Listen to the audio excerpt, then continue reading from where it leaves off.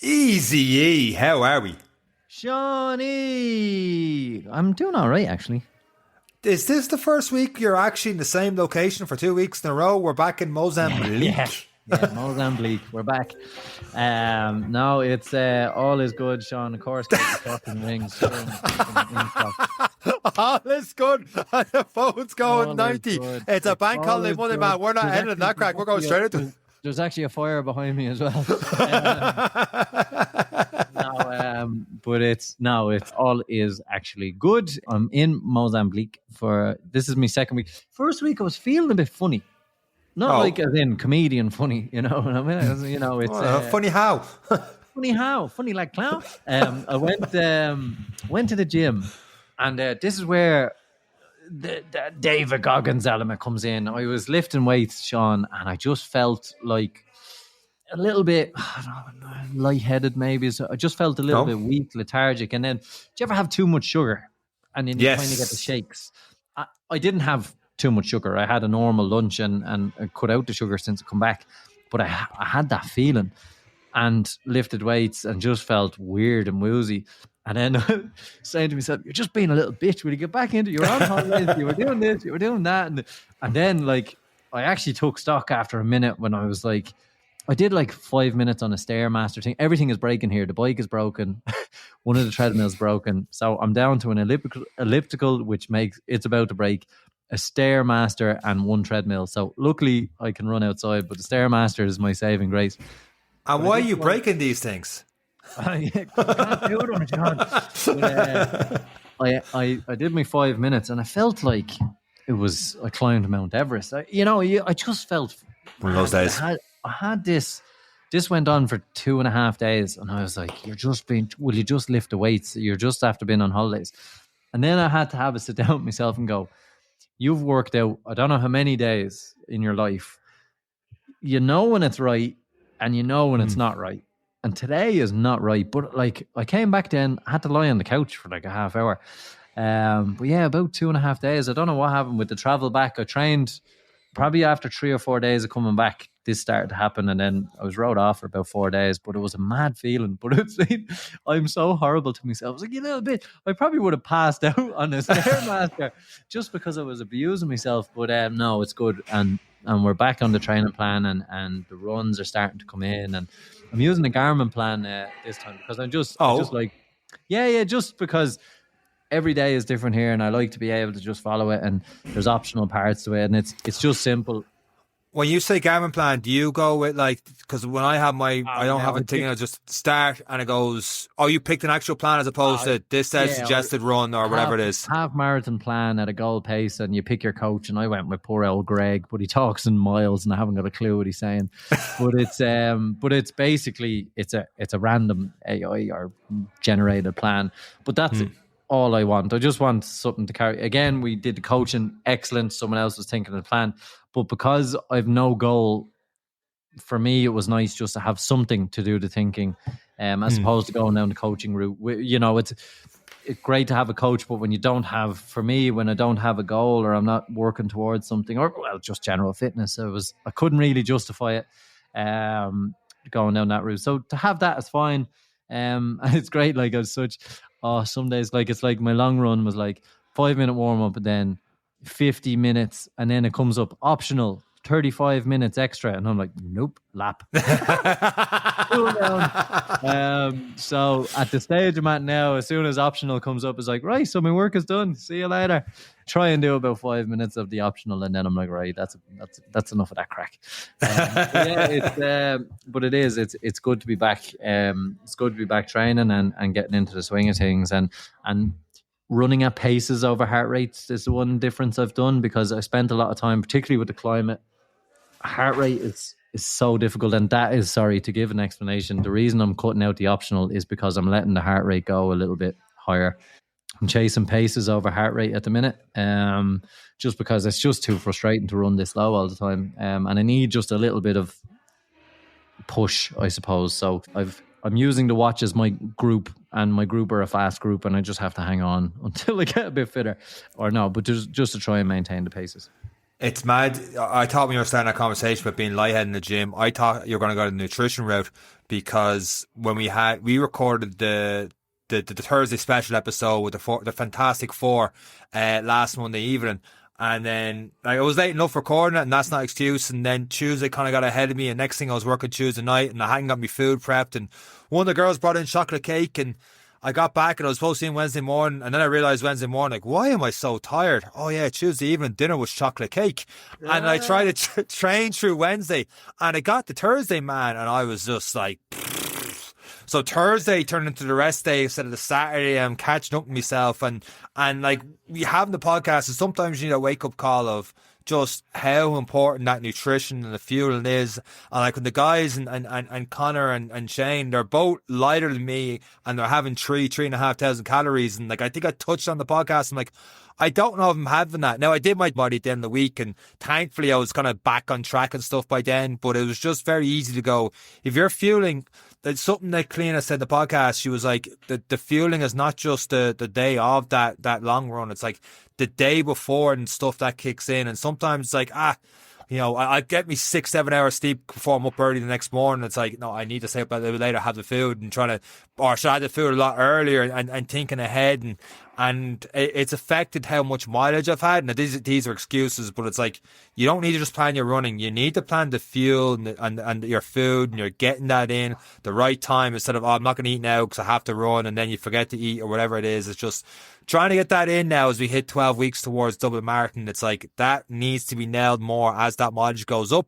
You need to eat more. But I'm still egotistical in terms of, I'd like to be a bit leaner, you know yourself. Oh yeah, I'm having those dilemmas in my head now because obviously I'm lifting so well though. My strength is, I've ran out of weight. I've ran out of dumbbells. They only That's because you broke half of them. You only have half of them left in there. Half of them through the window. No, but they only go up to 26 kilos, and now I'm doing like 40 reps of 14 on chest. I'm like, because I have. It's one thing I've listened. Yes, I am not looking lean, or but the strength, the energy. Apart from those days, I was, something hit me. I don't know what it was, but I was eating really well because I knew there's something not right. So I'm going to just keep fueling, but I still have these dilemmas. I don't know what it is. Maybe other people do it, where I was like, oh, I'd like to be slim and trim, but I'd also like to do intervals at this pace and lift weights in the same day. So I'm having this dilemma that I've, even before we recorded, I was thinking, should I start cutting out a few carbs? And I'm like, no, stop with this crap again. Like I know I've done the nutrition course. I'm like, you need this to go and do it. And I'm still like, but maybe I could lose a bit. I don't know. It's just this. And I'm sure there's so many people that do it as well, but I'm taking my own advice this time, which is really hard. It's really hard to do. And you're the same, and I know you're the same. It's hard. I give it to others. A lot of fuel.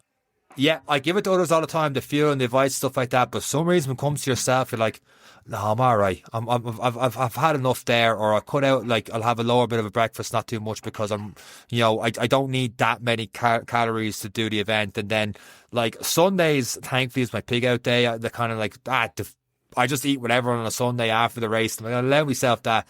And I'm like, no, I gave out to Eric before about doing that kind of thing. And then I was like, wait, no, I'm not actually having enough calories. I should be eating a lot more. I shouldn't feel this hungry. Like, that's an issue.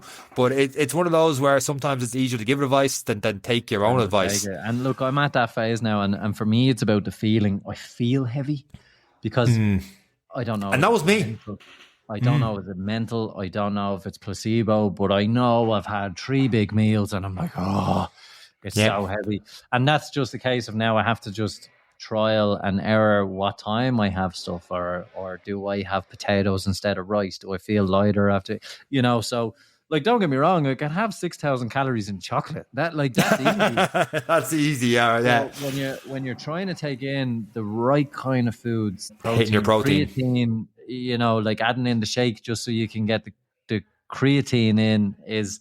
Now, not that you have to have a full shake. You can have 100 mils and just down the hatch and all, but it is really important for recovery. And I'm following all these things, but right now the body is like, what the fuck is going on? So it's because usually at this point I start to see, the balance coming back, the weight loss, but my strength is high, my energy is high. I'm able to run, but when I'm running, I just feel a little heavy, and that's. I can get used to that, I suppose, and see how it balances. And I'm going to stick with it for the next 4 weeks and just see how it goes. And while I have the discipline of food and everything here. Well, one of the cheat codes that you don't really have at the moment right now, but a lot of people do leading in Dublin, especially with the long run. The cheat code with running is running with other people, because when you're running with other people, it just makes that long run feel a lot easier, or push a little bit harder in intervals. And in a way, that's what this next episode is all about. Yeah, this next episode is exactly that. It's about community. It's about people achieving things. It's about having I suppose the vision, we'll call it, or at least the nance to go and try something new for others and to push for something that you think is a good idea. And it's great, and it's everything that this podcast is about. When we started, and the everyday people getting involved and reaching their goals. It's a fantastic episode, and one that's probably long overdue. And it was a great fun recording, and it is a great episode. And you get to find out the deep, intricate meaning and reason on why our t-shirts are this colour t-shirt. And that, with that said, it's this week's episode of the Any Given Run Day podcast. Let's go.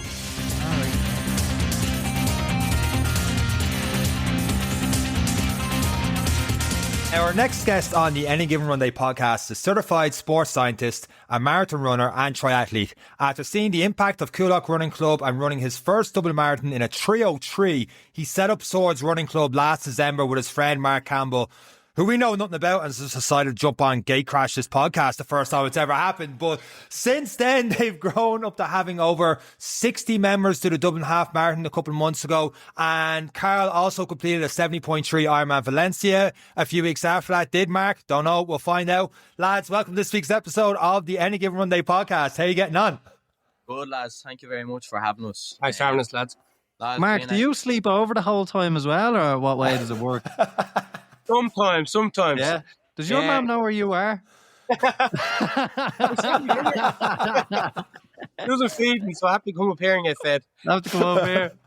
We all have a friend that just lingers around like a bad smell. Like a bad smell. Mark, Yeah. well, you're both very welcome, and it's great to see you're both wearing the Swords Running Club t-shirts. It's been a great journey, but the journey obviously started well before this for the two of you. One of you can start. Mark, we know nothing about you, except you're a bum who comes around all the time. How did you two get into running? How did you get into sport? Well, myself, I grew up playing football, Gaelic. And then I suppose I stopped playing and the weight came on, like everything else. So I just kind of had said to myself, I need to do something. So it was after actually the Dublin Marathon last year. We were in the pub and we were messing, the two of us, and we said, so when are we going to start this running club? Yes, and I'd only gone back into running myself. So we messed about it. We were expecting about 15 to 20 lads to show up, and geez, it just took off. It was something just unexpected, to be honest with you. We've over 200 members now. Wow.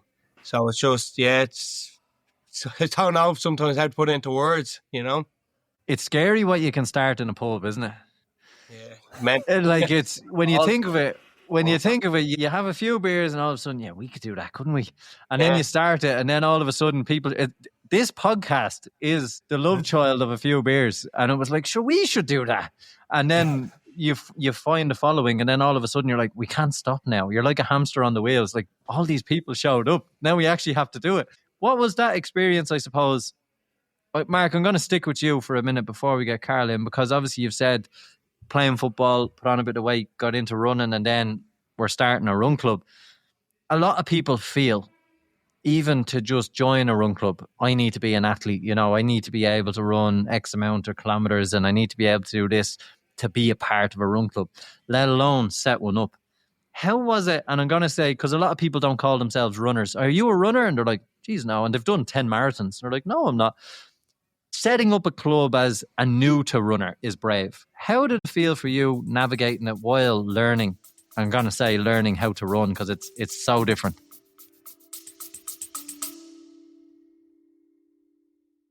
Sore legs after a long run? Aching muscles holding you back? Meet your new training partner, Ultra Pure Essential Oil Muscle Rub Roll-On. Fast, effective recovery wherever you are. Infused with 9 powerful essential oils and arnica, this vegan no-mess roll-on is perfect post-race, post-workout, or just winding down. Roll this onto tired legs, arms, or back and massage in. Simple, soothing, and effective. Your muscles will thank you. Made in County Mayo by an award-winning Irish family business, Ultra Pure means quality you can feel and trust. Find Ultra Pure Essential Oil Muscle Rub Roll-On in pharmacies and health stores nationwide, or shop online on the new Ultra Pure store, ultrapurelabs.ie. By listening to this advert, you are supporting Irish businesses and this podcast. But for now, let's get back to the episode. Yeah, look, I suppose I got into running a few years ago, and then I kind of stopped that with work and stuff like that. Kind of got a bit lazy. That's when the weight and all stuff started. But I think as well, my aspect to it was you look at other run clubs and the leaders are generally lads that are running marathons, and I wanted it to make it a bit more appealing as well to people, so they can look and say, they could use me as an example. Like, I never expected to get where I am at this moment, down over 3 stone since I started running, and I've reached goals myself in running, which I didn't think would be possible.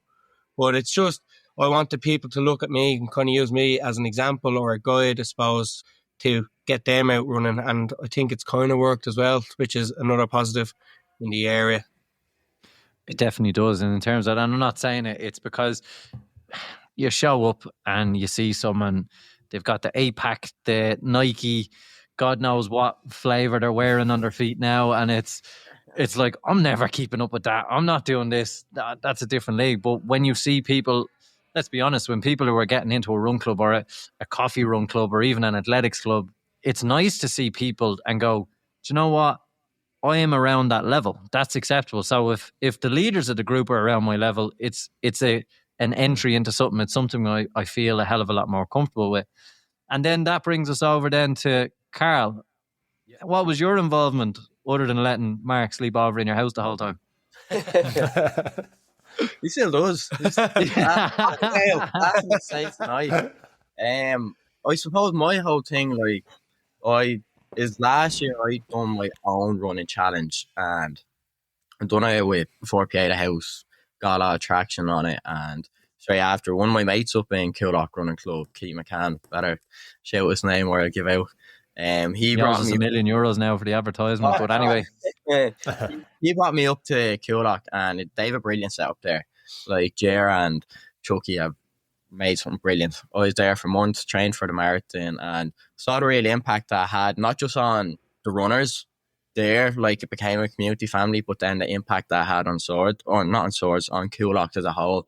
And for me, I always had the ideas like Swords need something like that as well, like a different social aspect for people can come, whether they're feeling lonely, fucking meet new people, they're struggling with their mental health. And that's where there's always an idea of mine as well. Like, people said it to me during my running challenge that I would have done last year, would you ever do something? And then, like Mark said, we joked about it for a while, and then I think it's just one random Wednesday I was up in Coolock doing me run with the club, and Mark just texted me, it's like, what do you reckon, will we just give this a go? And I was like, right, let's go. Set up the group chat. As we said, we added like the 20 lad mates who we'd go out together, thinking just be a nice lads thing. We'll start off small, see how we go from there. And then I think the first run was 19th of December. So we're like, we get run one in before Christmas, before we have all the grub, do whatever we do over Christmas. And got about 25, 30 people down. And big thing for me was being able to get my dad back involved, because again, my dad wasn't able to run for years. Doctor told him he shouldn't be running anymore, and me being able to get him up to the club, having him down 25 kilos, he's gone 60 and he's after doing his half marathon there back in December with us as well. And like, stuff like that is just makes me realise why we set it up. Like, again, we want to cater for everyone. We want to cater for people who've never run before, to lads who are looking to push for 240 marathons, 245, and that's what we love about it. Like, it literally is there for everyone. And like Swords is such a big football area.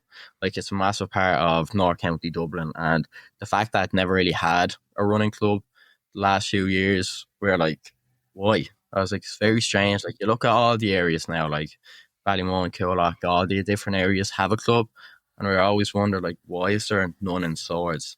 And like it's almost like an Irish thing where it's like, we'll let someone else sort that out.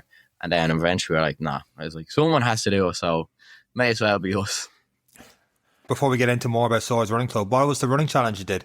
So I struggled a lot with my mental health for a fair few years, and I bottled stuff up. Like I got very deep for a long while, and I was going through a very difficult patch, and just random Friday I went out and I was 12k in, and I rang me dad and I was like, I'm gonna run a marathon tonight. And I done no training. I was just stuck in my headspace, and that day I just felt great because I was running. I was away from social media, I was away from my problems, and went out Away from Mark. Yeah, I want those electric scooters. and yeah, so I literally got back. I'd done the 42k. Now my body was in bits for days, as to be expected. You didn't train for it, and then I just got the idea. I was like, right, how can I turn this into something positive? So I set out for May last year, and 500 kilometers across the month of May, doing it for Pieta House and sharing my own story online. I remember the first post that I put up about my struggles, suicide ideation, and chatted through. And I remember I sat in the car in my driveway for about an hour straight, bawling my eyes out. I was like, what am I after doing? What am I after sharing online? Thinking I'd made the biggest mistake in the world, and to be honest, it's the best decision I've ever made in my life. Like the mates I've made from it, like I actually barely knew Mark last year. Kind of wish I still didn't know. It's like the friendships I made from it. Like every day I had a different mate offering to come out and run with me. Different lads in Swords who you saw or know to see, but aren't friends with, offering to come out. So I had someone running with me every day, chatting, talking through their struggles, and it was unbelievable. Like, and then being able to do it for a cause as well, like being able to raise money, give back, is brilliant. And then finished off the challenges the last day. 30 of the lads all said they'll come along. We'll finish a 5k on the beach together, and it's brilliant. So like what was a low moment turned into such a high, and being able to give back. And then that's what led me to going to Coolock, because I was like, right, I'm in running now. I'm sorry. Like it's a cult. Running is a cult. Like once you're in, there's no leaving. And then I wanted to be able to jump into a community then where like-minded people, and like, because I enjoy running on my own sometimes, but like doing that challenge made me realize it's so much better being able to run with others and chat while you're doing it. Yeah, it's amazing. I remember doing a course years and years ago, and people were trying to explain that moment that you described of that first posting. And it comes down to kind of the mental health and suicide and stuff. And it was in a room, they kind of get everyone to be like, okay, I want you to think of a happy moment, something you're proud of, this, that. And it's like, okay, someone put up your hands and tell me. And you can see 10, 12 people who aren't shy are like, oh, I'll say this. And then they reverse it. It was like, I want you to think of the worst thing you've ever thought of. The worst thing you've ever thought about doing, you've ever done, the absolute worst. You wouldn't tell your mom, you're embarrassed by it. Now I want you to stand up and tell everyone. And all of a sudden everyone was like, oh no. But when they talk about mental health and men's mental health, when we go, or people go through those kind of things you talk about, what you've done is stand up in front of thousands, I don't know your followership, but essentially a room of people, and said, I've done this. And everyone's like, what? I didn't know that. You know, and it is that moment. And that's, I think, what people don't understand of what that feeling is. When people are like, why didn't they say anything? Why didn't they do this? It's like, well, that's what it felt like. It felt like I was at a Coldplay concert, not dancing with someone I shouldn't have been, but standing up and going, this is the worst thing I've ever done. And then just dropping the mic and letting the crowd judge it. That's what it feels like. Maybe it didn't for you, but it sounds like when you describe that story, and it's such a brave step. And a lot of guys will probably say, oh, well, that's attention seeking. Oh, that's that. And he's just looking for it. When in actual fact, it's the hardest step in dealing with mental health. And no different to, as Mark said, with being someone that people can look at and go, yeah, do you know what? I'm there too. I can do that too, which is absolutely massive. It's so brave. It's so everything. And we don't, sorry if we're talking you up now, you're blushing, but it is something, No, it is. it is something that is so brave. What was the impact of saying it? And I do want to touch it because everyone talks about mental health, but no one dives into the weed. What was I know you ended up, Mark, holding your pocket now for the last year, but apart from Mark, what was the positives of saying it, and what was the initial kind of feedback from it? My initial thoughts were exactly as you said, firstly. People are going to think I'm attention seeking, or I always want, like, I always like cared so much about what others thought, and I was like, Jesus, like I'd never post stuff, even like just a regular post, out of fear of what people think, and like that was why it's such a big decision. Like it took me ages to build myself up to do it.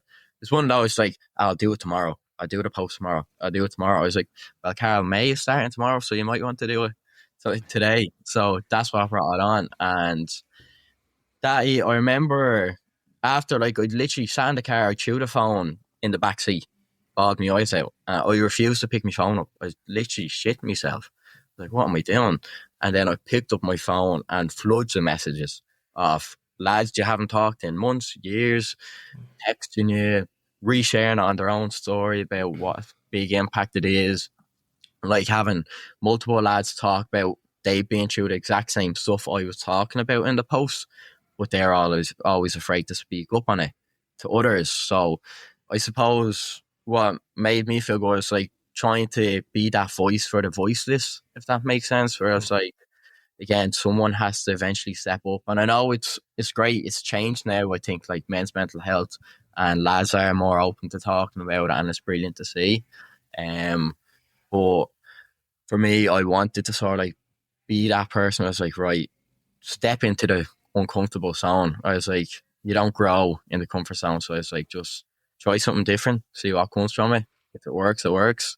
If it doesn't, at least you tried. And it worked wonders, to be honest. Like, because for me, like, I tried everything, went to counsellors, spoke to my mum and dad about everything.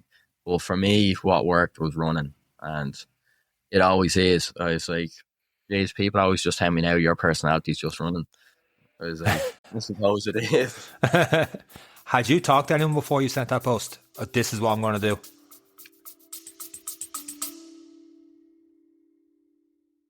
Need fuel that keeps up with your pace? Meet Perform's Carb Gel with 30 grams of fast-acting carbs, powered by 3 fuel sources for sustained energy when it matters the most. Packed with cluster dextrin for smooth digestion and a steady release. No spikes, no crashes. All that in a compact 40 milliliter sachet, tested under Informed Sport, so you know it's clean and competition ready. Whether you're chasing the podium or just in an XPR, Perform Carb Gel gets you there faster, longer, stronger.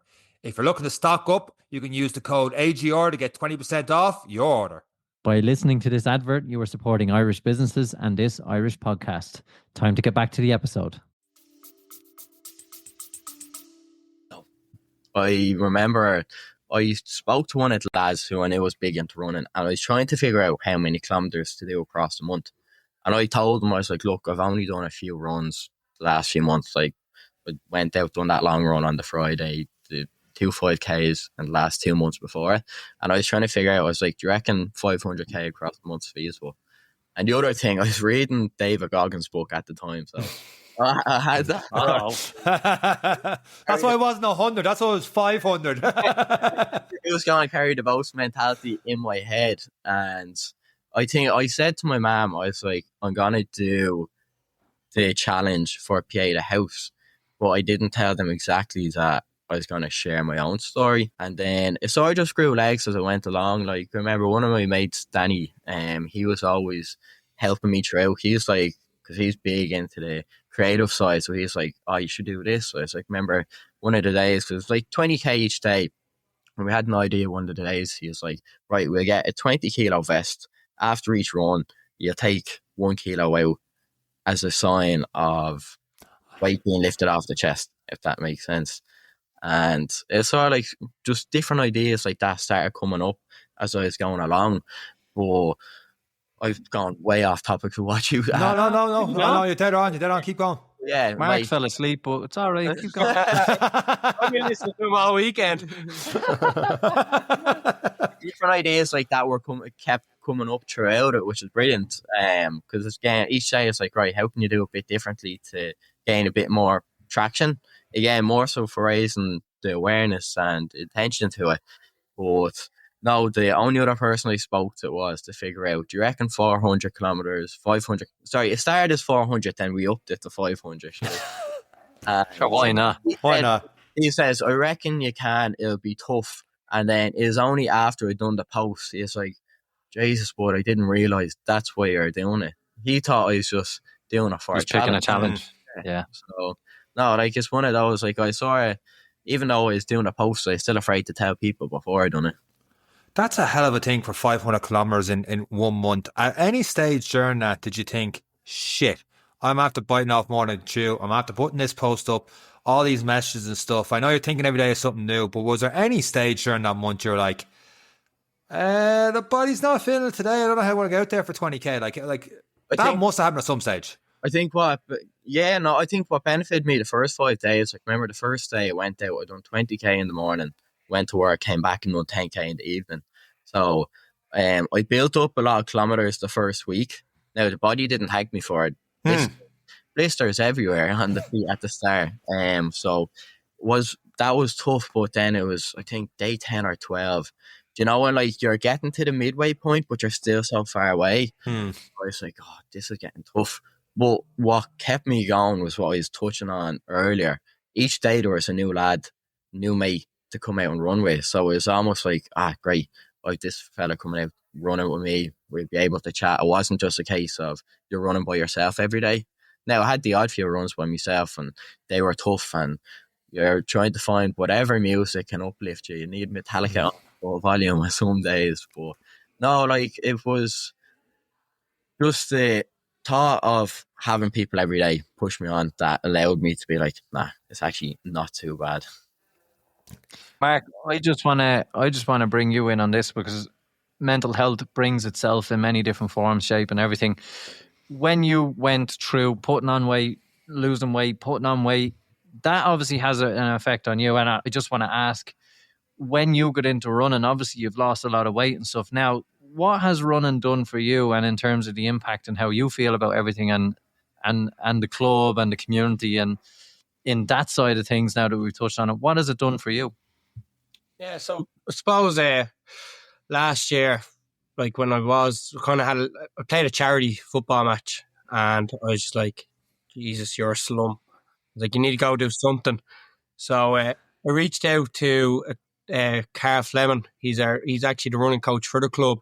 He's very, very good, so I couldn't recommend him enough. But when I started, Mr. Fleming. When I started, I remember my first run, and I think it was only 3 or 4k, and I was like, oh, what am I doing here? Do you know? But then I was like, right, I'm going to keep it going now, keep it going. Then I seen the weight falling off. So it just made me feel better about myself as well. And then, like that, we set up the running club, but to see the impact it has on other people, and there's people in the club that have come to us and said the impact you have now on our lives is phenomenal. And look, we're not here just to get pats on the back either. We're here because we want to help people out as well. If that's reaching goals or just getting out and clearing the head. So, like, the running club to me is probably the proudest thing I've ever done in setting it up, and it being such a success that it is. Like, I can't, just some days you're just like, oh, do I have to go up? And then you go up and you get your run done, and you're like, that was the best hour and a half of the day. Do you know what I mean? It clears your head completely. So that's just had a massive impact on myself as well. Just, you come home from work some days, you're not in the mood for anything, but then, you get out, go for a run, clear the head, and you're a brand new man again. It's the same what they say about, I suppose, knowing that someone's waiting on you or depending on you will always get you going. Like, if you just have to do it yourself, for me, I'm always first to admit it, unless Sean is waiting in the Phoenix Park for me, I'm going back to bed. But it's it is something. I said it. Like, what was it in terms of, I suppose, consistency then for yourself, having set up a club? Now you have to be at so many training sessions, because a lot of people say we don't join run clubs, or you shouldn't start running in order to lose weight, even though it will eventually lead to weight loss. But in terms of consistency, what has the consistency done for you in terms of all that we've just spoke about and all that you've just touched on there? Yeah, I suppose consistency is key. You don't reach, I've set out goals. You don't reach those goals without being consistent. I suppose like that, the running club, you have to be shown to be interested yourself as well. All right, your secret's safe with us, Mark. No, I suppose the consistency is just key. Get out there, do it 3-4 times a week. 3 with the running club. Go out for my own run then as well.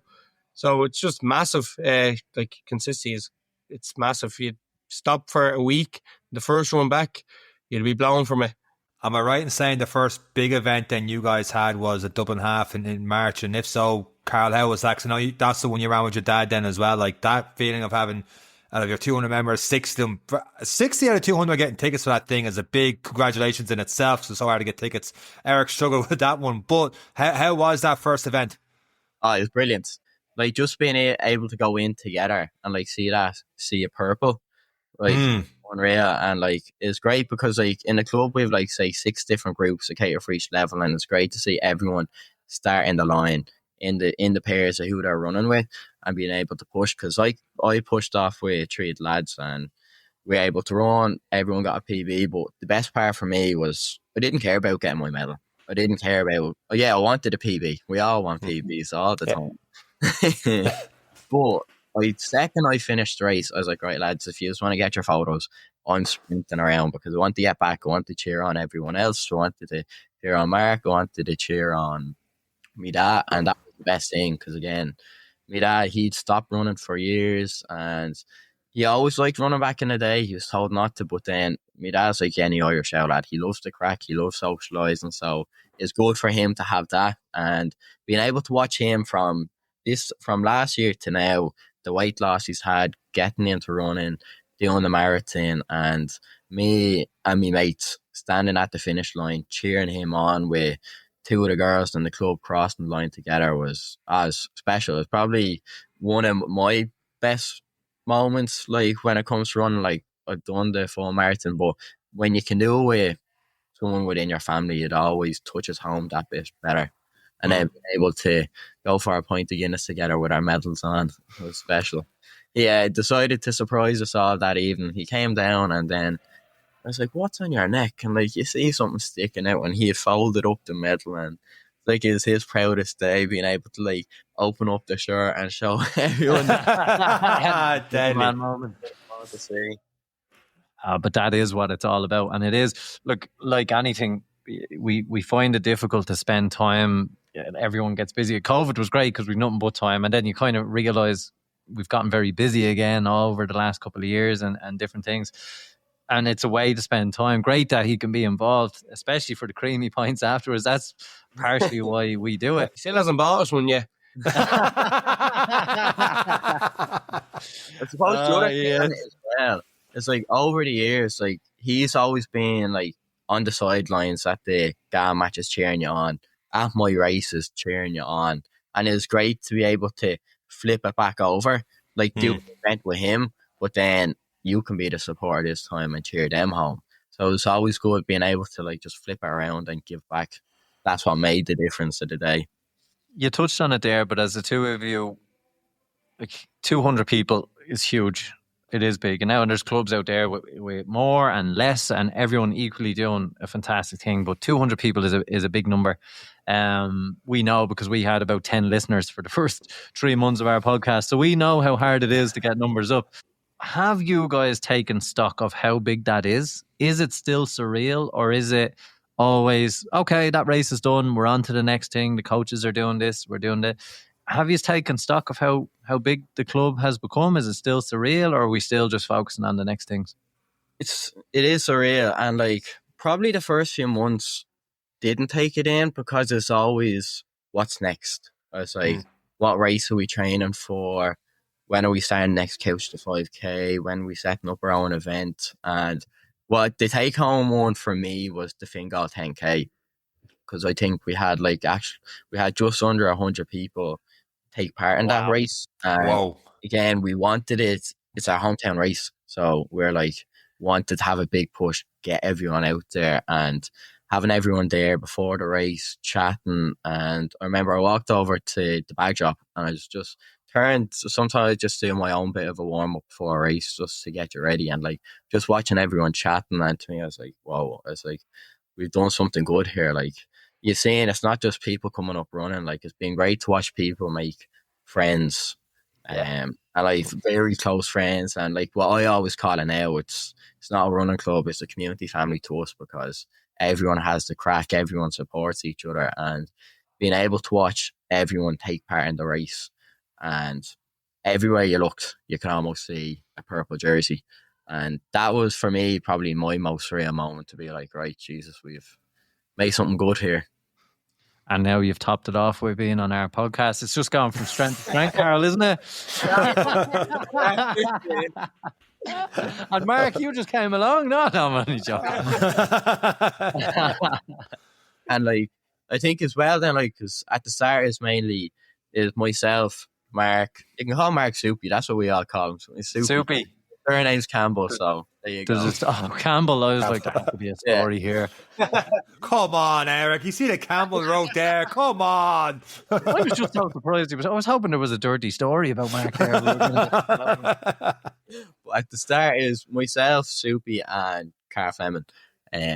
Between three of us, like planning each week with the runs, how many to do, what days, and then it just kept growing. Then like we'd get like on a Tuesday, you'd have an average of 70 down every Tuesday, and we were like, right, we sort of need to have a leader in each group. That's where we're like, right, we need to bring more people in.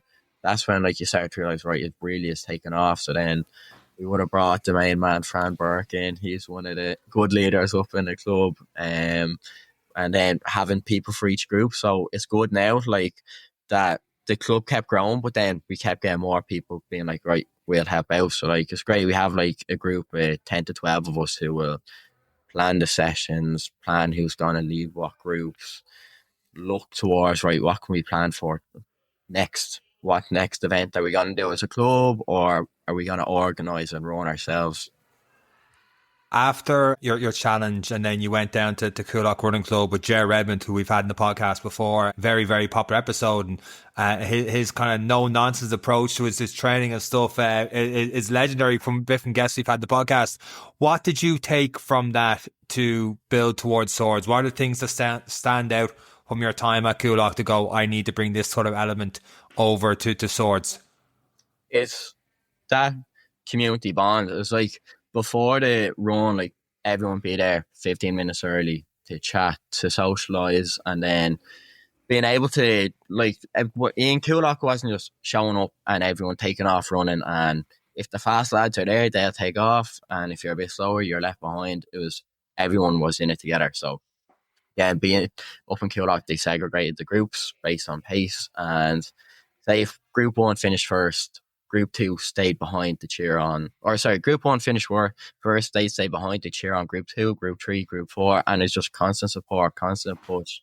People would send in their runs, send in any accolades they're achieving in life, and it's all about supporting and pushing each other. How can you be that 1% better the next day? And that to me was like, right, how can we take that and bring that back to Swords and build the exact same thing, where it's having that support, where there's no one left out, no one left behind, regardless of who you are, what age you are, where you're coming from. Everyone was welcomed in, because like when I went up to Coolock, I only knew one lad, and I was welcomed in straight away. It wasn't a case of, well, he's not from here, so what's this? And I wanted to bring the exact same approach. I was like, if you're new to the area, if you're new to running, you're gonna be welcomed in. It's a judgment-free zone, and that's, I think, what works so well in the club. Like, no one's afraid to speak up, ask questions. Like, what I always say, the only stupid question is the question that wasn't asked.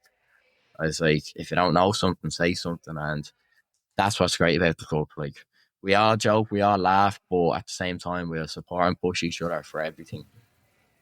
I can imagine it'd be intimidating, even listening to this, going, Jesus, there's 200 people up there, and they're all runners, and I'm not a runner, you know, and just trying to set those people in. I'm sure you've had those conversations with people, wherever it is you're going, like, oh, I don't know if I'm fit enough to join that run club.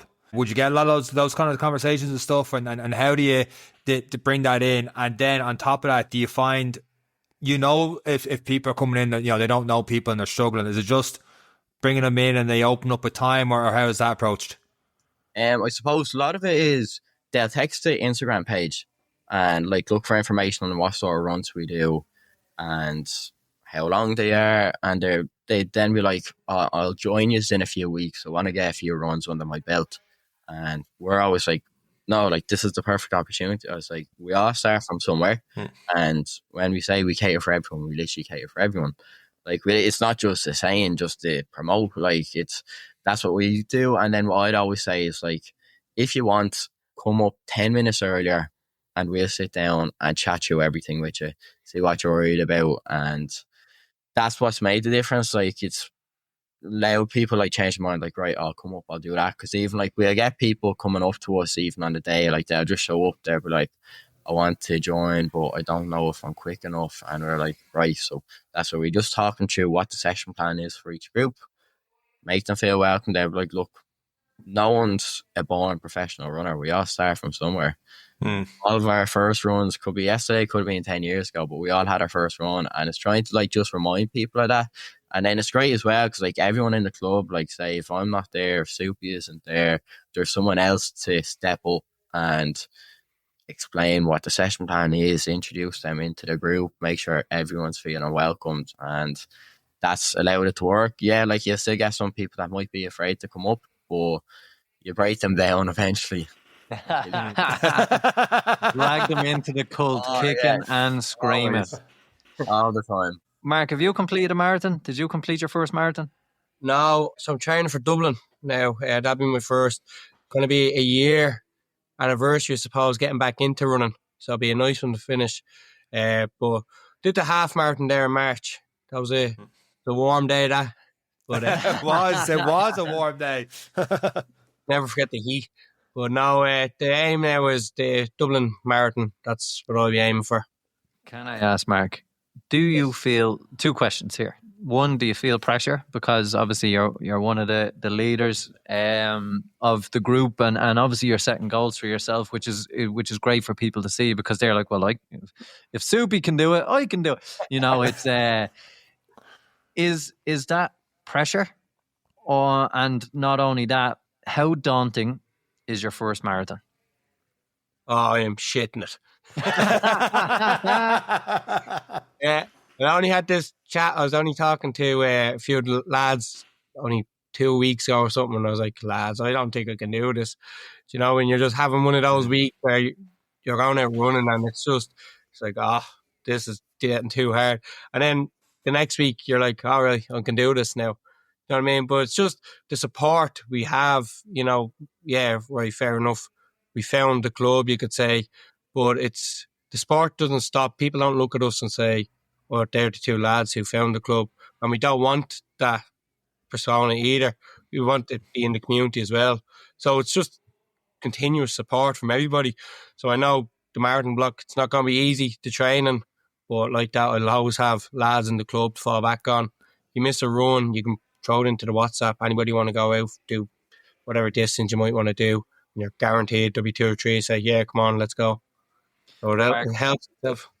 What is what is the plan? So do you stick with everything that the run club is doing? Are you working off your own plan because it's a marathon, or is everyone now, or there's such a cohort training for Dublin now that everyone is just on a marathon plan? Or how are you training and how are you managing your weeks? I'm still training with Carl Fleming. So that's 2 million. That's Mr. 2 Fleming. million now. two references. 2 references. Don't train with him. So he puts the plan. He gives me my own personal plan as well. That's but, 3 million. No money now. But so he sticks up the plan every week. So follow his plan. But generally, he filters in with the running club as well. So if I'm doing a session on a Tuesday, it'll be the same session as the run club is. So I don't have to do it by myself and then go into the run club. So he looks after me that way, I suppose.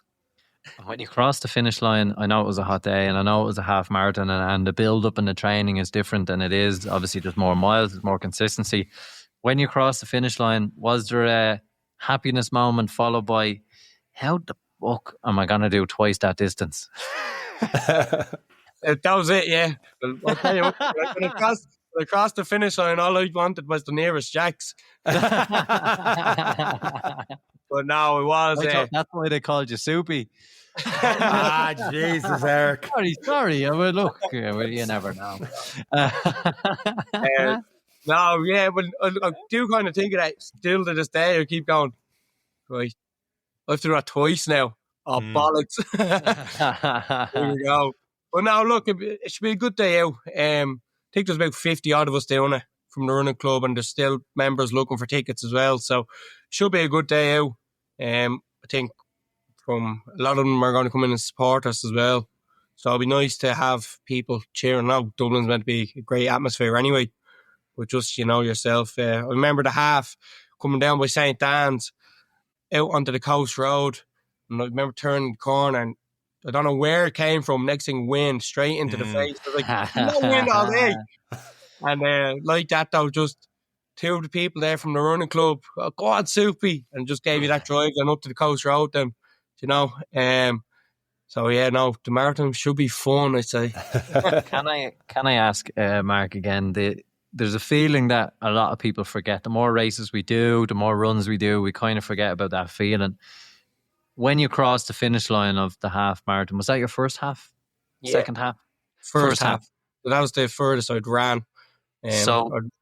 Coming down when you turn and you've got that 800 meters to go under the bridge, 400 meters to go, you can see the crowds building, you can see the finish line, you can hear the music, you can hear the commentators. What was that feeling like for you? It's a bit surreal, to be honest with you. It was like, I actually did this. When I started running, I was expecting probably to be doing 10K. And then within kind of a few months, I was completed the half marathon. I said to myself, going out there, look, I want to, if I get just under two, I'll be happy. So crossing it, I did 1:52, so knocked 8 minutes off. I was happy enough. But it was also a case of people looking and saying, like, right, he could do that, so why can't I? So that's pretty much my story. Like, it was surreal though, to cross that line and just be like, I actually did that. It's a sense of relief. And then even going into this marathon now, I want to just go out and enjoy the first one, experience it. Without really, I know we say we don't want the time. Obviously, we will be looking at trying to get a time, but it'd be more so just crossing that finish line, and then going out and celebrating with the club for the goals we've all reached. Some people, there's plenty of us whose first marathon it will be, so it'd be nice to enjoy a few drinks afterwards with them. Well, we can tell you from experience, whatever you felt doing the half marathon finish line, double it, and it's probably the most addicting feeling in the world. Even crossing any marathon now, it's the same feeling. But me and Sean nearly killed each other in our first one. But the second marathon we ran was the best feeling ever. But now it is a feeling that people forget, and probably we forget in this podcast because we've guests that come on. They've done I don't know how many million marathons and ultra marathons and supremo marathons and marathons I didn't even Sean can't pronounce. But it's amazing to have someone like yourself on to talk about this and be on that journey, because people are going, where's the people I can relate to, and you're about to go on that first marathon journey, which is absolutely amazing. Yeah, so I suppose people could say the normal one, not like Carl here doing Ironmans. No, that's it. You want people to relate to you, and that's what I keep saying to people. So people come up and they're like, right, want to go and just do couch 5K, and then within 8 or 10 weeks they're doing 10Ks. They're going even further than 10Ks, and you're just like, look what you can do if you actually put your mind to it. It's amazing what the body can do. So it's just trying to get the self-belief in to your head as well. That's really it, And some days when the self-belief disappears, as long as you show up, you can hold on to somebody. It's the beauty of a club and a community. Even the days when Like motivation lasts about 3 hours for me, probably 3 days for most people. But if you can at least just get in the car, show up to where the training is starting, everything else will look after itself. And that's the beauty of a club and the beauty of people just showing up. Because the days the head isn't there, and it's probably one thing you've noticed with the training and what's coming up. Some days it's just not there, and some days when you show up and Carl's slagging you, Mr. Fleming, who now owes us 4 million, is giving you abuse. And all of a sudden you're running intervals and you're like, I really didn't want to do this, but I feel absolutely amazing. Yeah, that's it. You know yourself. We do our interval training on a Tuesday, and you look at the session plan, and you're like, oh, this is the dream. And I don't know what it is, but every time you go out to run, the sun comes out. Makes it hot. Are you sure in Ireland the weather in Swords is a bit different to the rest of the country? People listening to this that are going to pay you to run intervals every day. If the sun comes out every time, you'll be running at 8 hours a day. 7 days a week. 7 days a week, yeah. Yeah, Carl, get this 500k plan back again. They said they're doing intervals the whole time, mate. Intervals. 100k intervals. Yeah, it's big getting the intervals trained. You do look at it some days and you're like, oh. But you know, you go up, you'll have a good community. And like, you know, there's 3 groups. We go into the park just across the road where we meet. There's 3 groups doing the same session, just different paces. So you're guaranteed, if you are pulling back and slacking, there's only be a group either just ahead of you or just behind you to pick you up and carry you along. So it's a massive thing, I suppose. This question might fall flat and it might be a non-story, but I know on our end, when we rebranded the Any Given Run Day, the reason we've got this colour t-shirt is because Eric said, fuck you and your red, not doing that anymore, better running colour t-shirt. On your end, any reason for I wasn't fucking wrong. Any reason for the sea of purple? Are you Prince fans? Is that the GAG colours up in Swords? What's the deal? God, no. Well, we don't touch on GAG because we're both opposite teams anyways. Oh, okay. No, it's more literally just Fingal. The colour of Fingal is purple. So we're like, we'll go with that, and then it stands out a bit as well. And then we got a design, so we have the Swords Castle in the bottom half of it as well. It's not as easily noticeable. But no, it's literally just came down to Fingal's purple. Let's go purple. You might think there might have been a bit more logic or thinking to it, but no, that was it. Yeah, just like the way I did it, really, yeah. I was more of a case of if Sean said something, I'd just say the opposite, because Sean always picks horrible things. That is legit it. I did the logo and all going, there goes, no, not red. Why?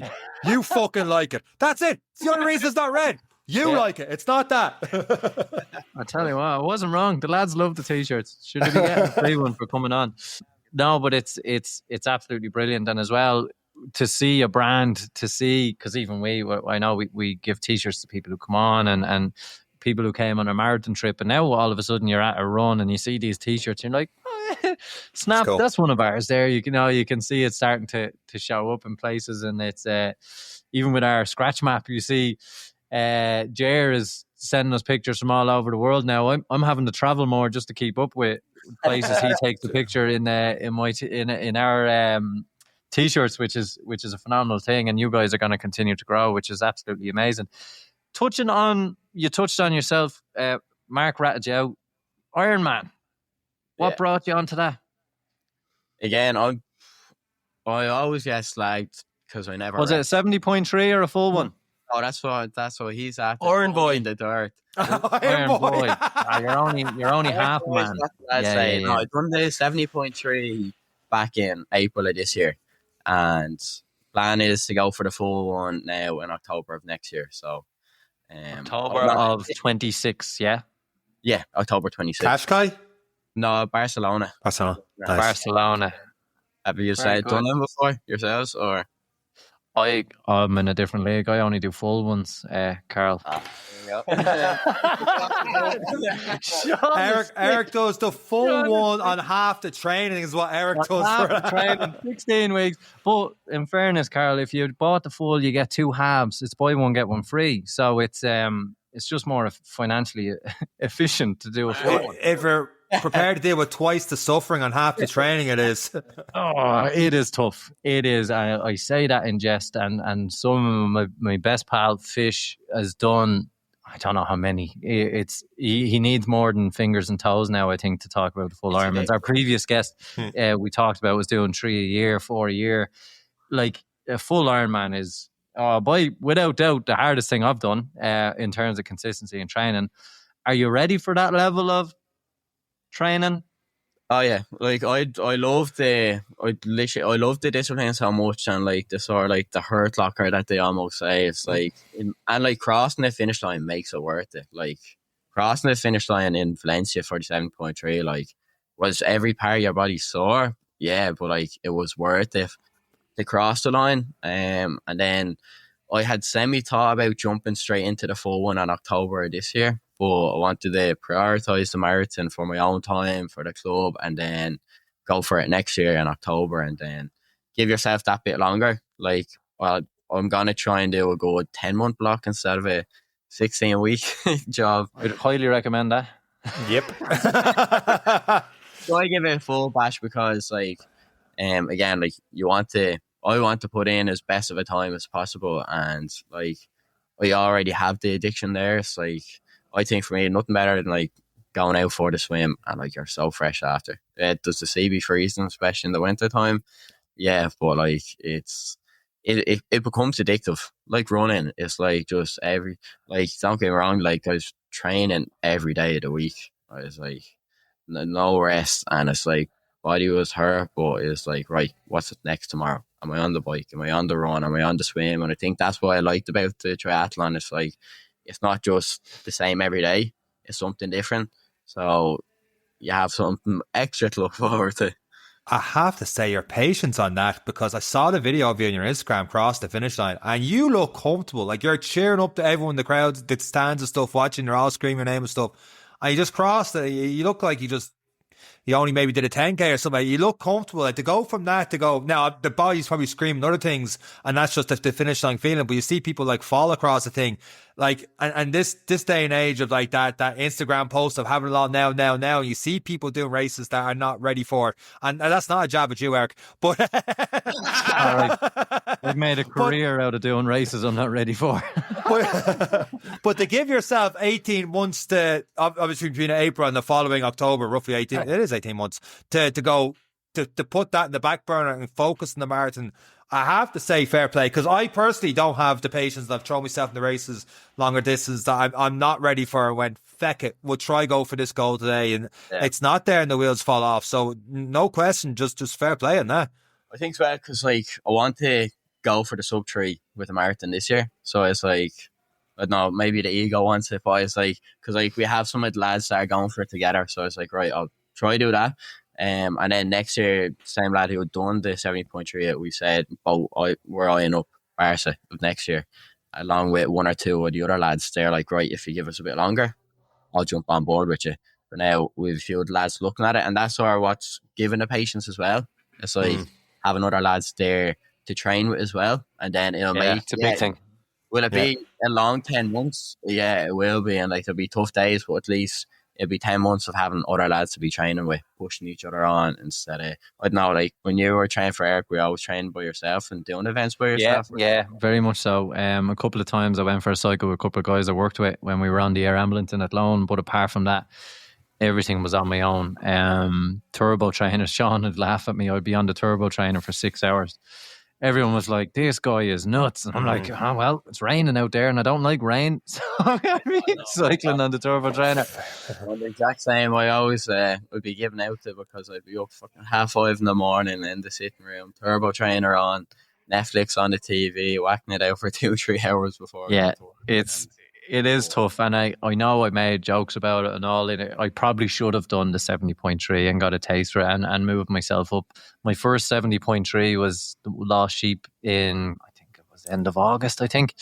And then that was my first half, and then a month and a half later I was doing the full. It's probably the marathon, our first one, we didn't really know what a marathon was. My second one, standing at the start line, that was a pretty scary feeling. Don't be worried about it, Mark. it's grand.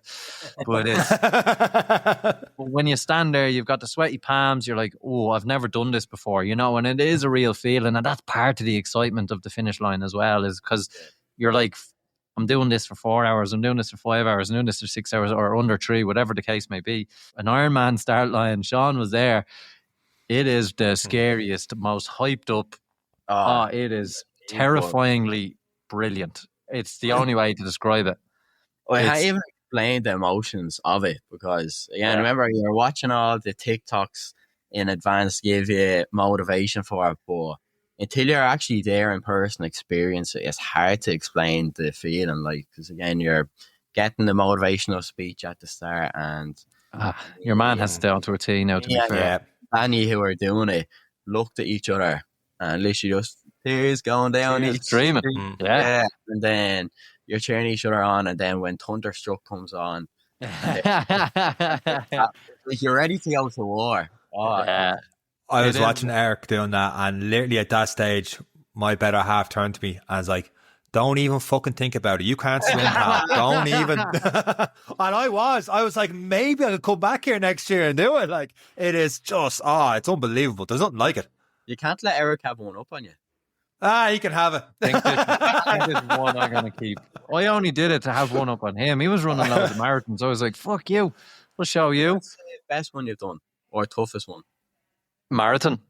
Or no, Ironman, like course. I've only done one. I'm only one better than you, but now it's now that we did Cascais in Portugal, which is a fantastic, great course, and there's a good bit of climbing in it, and I'd highly recommend for anyone to do it. It's a great week in Portugal. It's a really nice course. Barcelona is very, very popular as well, but no, my goal will probably be 2026 September. I'll probably take on another Ironman. That is the limited plan now. Italy is where I'm looking at for next year. So I can't bring me bike to Mozambique. It'd be robbed coming through customs. So, I like having my feet in the ground on my end, though. He can have that. Lads, if I can touch back again, I know we digressed there a little bit on some of the goals that people may have. And again, like-minded people, we touched into triathlon. We have a lot of triathletes come onto this podcast. If we were to go back to the basics of why do people come down and join Swords Running Club, what advice do you have for anyone who's starting their training plan? And this is to both of you, because you both have very different perspectives. What advice do you give people currently training for the marathon? What advice do you give people who are listening to this thinking of starting their own run club, just not in Swords? And what advice would you give to people who may be holding back on joining a club? I say if I was to start with, like, for people joining, like, even firstly on the end of, like, lad, girl, whoever it is, like, trying to get that bit quicker for the marathon. Whether you're going for the sub 4, sub 3, like, it's been good that I've been able to get 2 or 3 more lads up, and like, we have a group of lads training for the sub 3 together. It's so having a core group where you're pushing each other on. They're tough sessions. We do our intervals on Tuesdays, our easy run for, say, on the Thursday, long run on the Saturday. Having that support to push each other on is good for that end. That there's some really good athletes up there, so it's good for. I always like having someone in front of me to sort of chase their tails and be like, I want to be quicker than him. Like Sean is with Eric is with Sean, I want to almost like push. I want to get to their level, and it's good that we have that end right way down to our group 6, where we have guys that have just come from our Couch to 5K. One of the girls recently, she started in the Couch to 5K, and 2 weeks ago went out and done 15K run by herself. Brilliant. And I think that sums up the club so well, that we have guys only starting out, working their way up to 15K, to older people, younger people of all ages pushing each other on, whether they're going for really quick PBs or whether they're only beginning. That's where I'd be like, it's so unique. It's a great club for that. And it's massive group. I understand that can be daunting. You're like, Jesus, there's 80 people here today. I don't know anyone, but you get to know them. There's guys up there, guys and girls who never knew each other, didn't know anyone in the area, that have made good friends out of it, that they're meeting up with each other outside of the run, and they're doing their own runs together. from that end, that's where I always encourage people to come up. You're going to improve. If you want to use it for a social side, you have that side for it as well. There's that constant support. I don't know what you do. Yeah, I suppose as well, like, we don't, base ourselves either saying, right, you're part of the run club, we're all going to do a marathon now.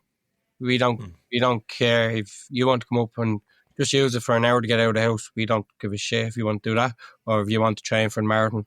Like the hardest run you will do is the first one, because like that, you don't know people, you don't know your own level sometimes. So that's the hardest part. The hardest part is just jumping out of that comfort zone. It's like the marathon, I suppose, will be for me.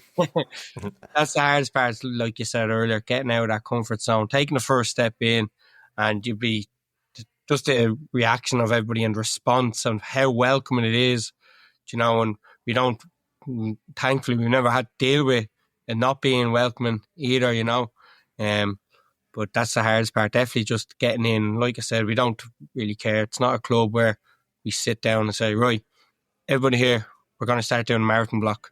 Grab your runners, let's go. It's some people use it just to get out and socialise. We don't mind. Absolutely brilliant. And lads, I think you've touched on it, and what a lot of people is, the scariest is the first, and no different to what we've touched on many different topics from mental health to run clubs and everything, and it is always that first element that seems to be the hardest, and we wish you both the utmost success in the upcoming marathon for both of your goals. Mark, your first one, and Carl for the sub-3. Hopefully it goes your way, and we wish all in Swords Running Club the very best, and we hope many more people get involved with you, and the sea of purple continues to grow. Not as nice a t-shirt as our one, but it's a nice one. I kind of like the purple arc. Looks good. It looks good. Lots of things look good. Lots of things are good. It's not great, you know what I mean? No, I'm only joking. Well, lads, it has been an absolute pleasure getting to know you. Mark, so glad you came to sleep over. You can take your toothbrush out of your bag now and get ready for bed.